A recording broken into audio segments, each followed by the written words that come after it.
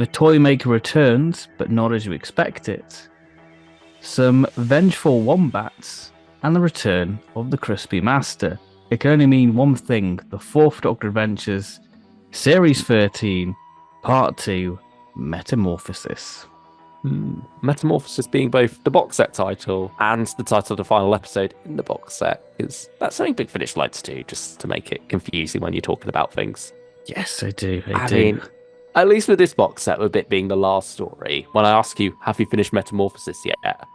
Your answer can be yes. And it'll mean Because the it's same the final thing. story.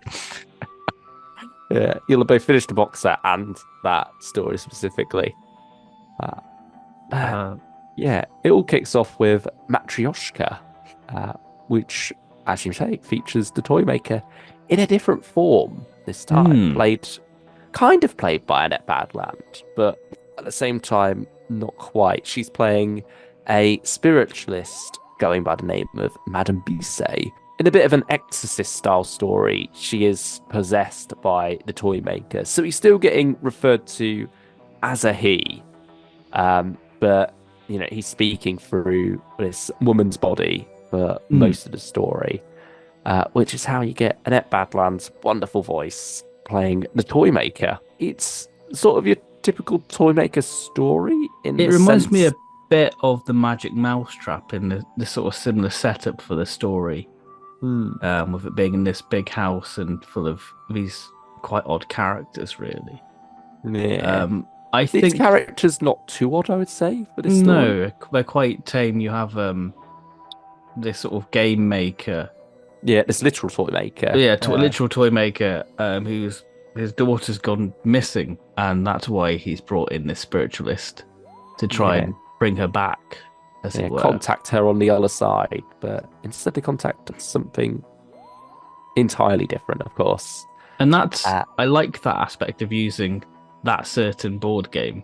mm, Um, and I think if they used it a little bit more, it could have been, I like that sort of creepy aspect to it. And I like how yeah, we get out an explanation of why the toy maker's back, because the Fourth Doctor played virtual chess with Alan Turing, mm. and that allowed the toy maker to come back, as it Weaken the were. walls of the universe enough to let him through Mm. ever so slightly, give him a foothold in our reality.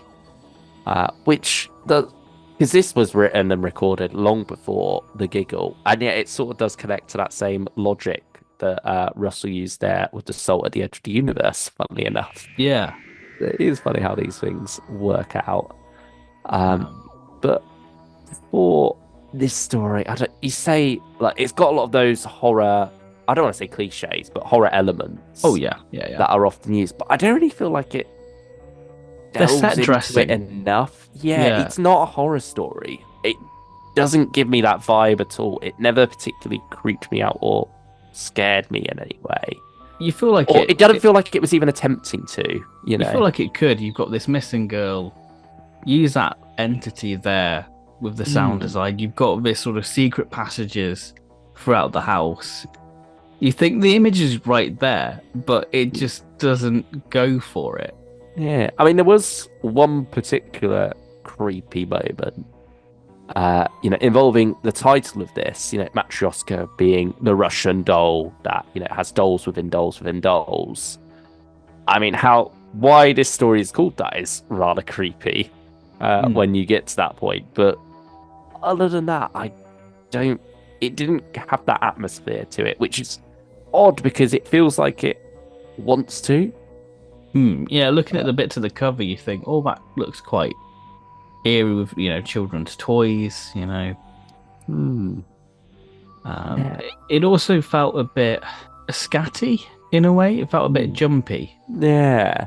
It does feel like you reach an end point around halfway through part two, but then you've sort of got a second Like plot another 10 minutes to go. Yeah. Yeah, I found this quite a lot recently with Big Finish, like 1 hour long stories.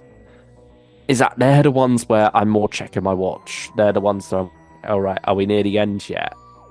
Whereas the longer stories are the ones that I'm engaging with far more Yeah, and yeah. enjoying exploring that world. And, you can have chunky 35-minute parts and I'll still be locked in. A chunky two-parter, suddenly I'm a bit more uneasy about it for some reason, and I don't entirely know why, because you think it should be the opposite. It's bizarre because I think the Fourth Doctor Adventures they struggled to get the hour format, and I think by the time they got to series 5, they were really nailing it.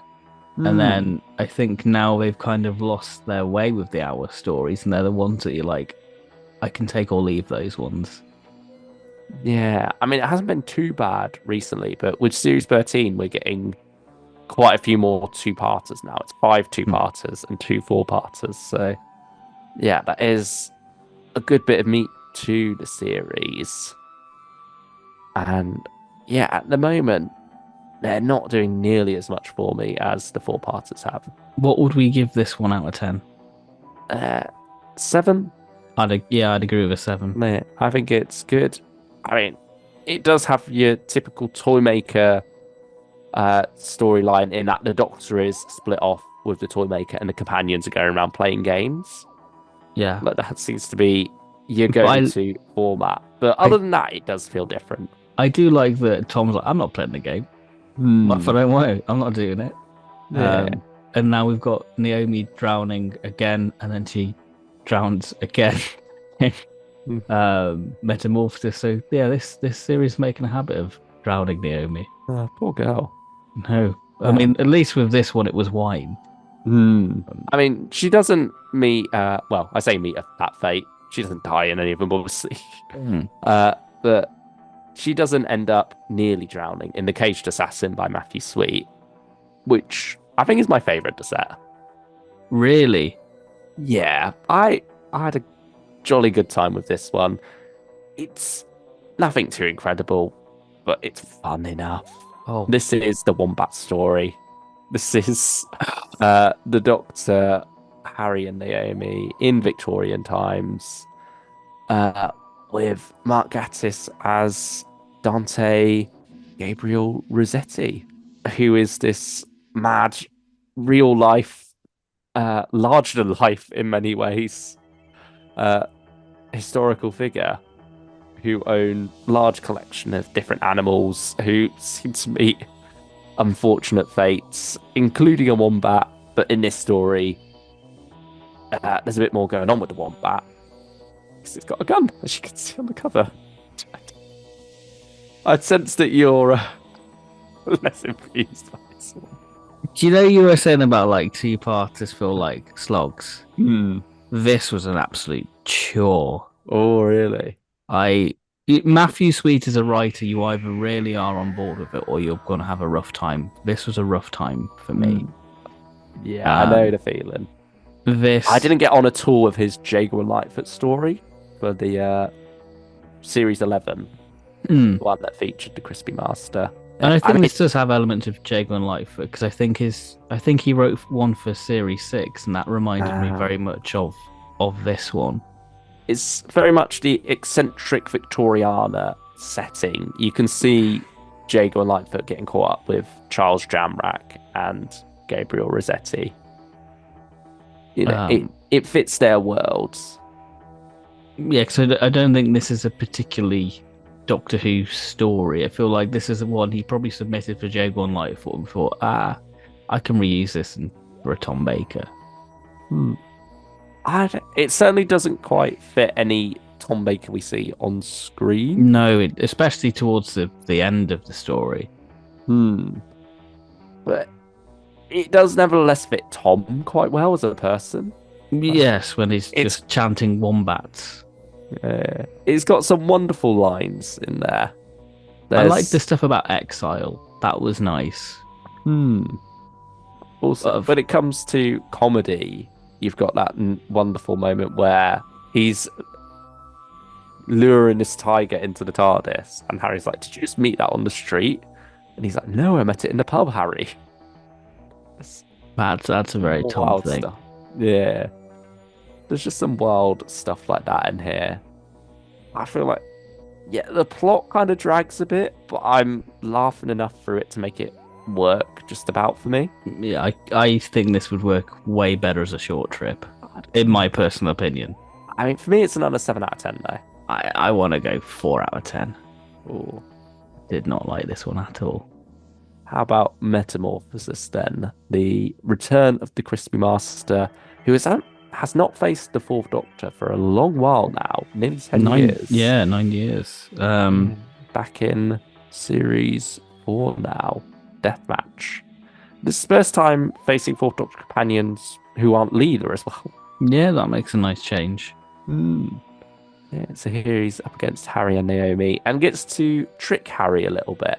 I feel like that was made a bit more of in the synopsis and the build up to this. They were sort of saying It's about quite how late on, isn't it, in the story when that happens. And it doesn't play too big a part either. So it's odd that one of the big selling points of this story of, the Master's tricking the Doctor's friends doesn't quite come into play nearly as much. And instead the Master's plot is rather plot of the week. Yeah. Yeah, it's very much like this is just another Master story. I mean, you read the synopsis with this mist descends, people disappear, you think, cool, this has got to be proper classic Doctor Who stuff. And yeah, it's everything you sort of expect it to be. It does very much sum up this weird thing that's going on with the two-part format at the moment, particularly when it's a box set of just hour-long stories that often they just feel like they're there to fill a gap. Yeah, I think this one definitely feels like it. Which is odd because it's got the Master in there. It should feel slightly grander, but yeah. I like the world building within it. Literally, don't touch grass is the message of this story. And I liked Lydia West's little sort of companion she plays within this story. Yeah, it's a good bit to do with Toymaker. But again, their sort of plot line just sort of feels more like the B plot. Yes. You're more interested in what the Master's got going on with Naomi and Harry. I think, again, this story kind of wraps up too quickly. And it's the shortest of the 3 stories in the box set. I mean, it's not a 7 out of 10 for me. I agree, it's a 7 out of 10.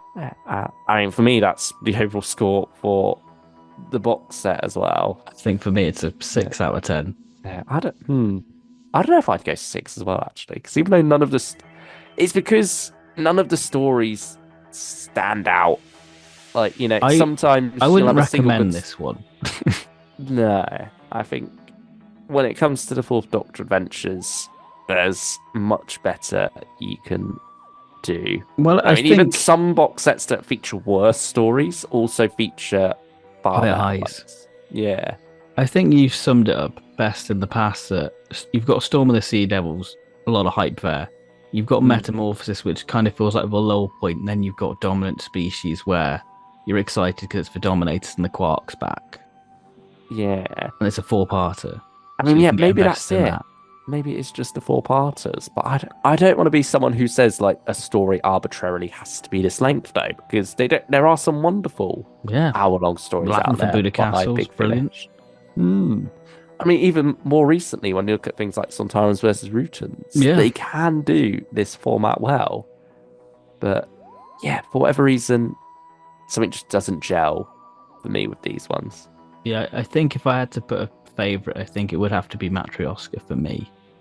Yeah, I think that might be the best, but I think Caged Assassin might be the one I had the most fun with. Oh, I had the most miserable time with that one. Neither of us are particularly positive about this box set, but we still got some disagreements. Yeah. Are we wrong? Yeah. Did you have a really good time with Metamorphosis? If you did, then please do share your thoughts on it in the comments below.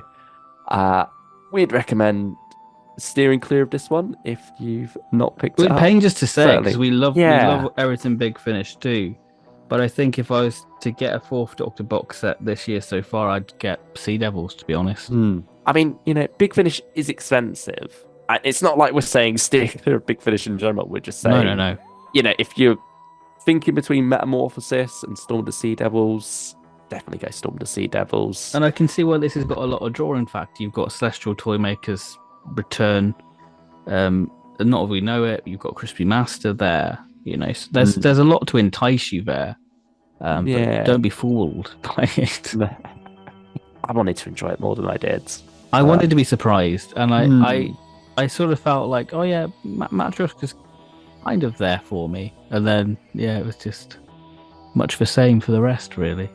Yeah, you sort of start on a decent enough note and you think, right, there's potential here. Is it going to get better? And then, yeah, you just don't end up getting any like grand story that blows you away. And I mean, Yeah. not every story has to do that, but I wouldn't say it's like a real stinker, but in terms of no, like no, the no. quality we've had this year, it feels like a bit of a step. Yeah, it's certainly not making the top 10 anytime soon. Yeah. Uh, but yeah, you know, give Big Finish your money still. Just don't give this set your money necessarily. Mm, Unless you like us and you buy pretty much everything from them, then in which case you probably already got this in got a it. bundle Yeah. ages ago. You know, you're stuck with it now, like we are. It looks But very pretty. we're happy Um, though, because on our shelves, we've now got 13.1 and 13.2. If we skipped it, it would it be an would bug annoying us. little, yeah, missing number, wouldn't it? Yeah. So, you know, it is what it is. Thank you all for watching. Bye We've had a bit of a bye. breakdown at the end here. Yeah, just question all our purchases. But that's Is Big Finish. this really what it is? Have we bought this just to have a number on the shelf? That's the life of a collector, isn't it? Who knows? Oh, It's not as bad as we're making out, but it's not that great either. That's what I'll yeah. have to say. Take care, everyone.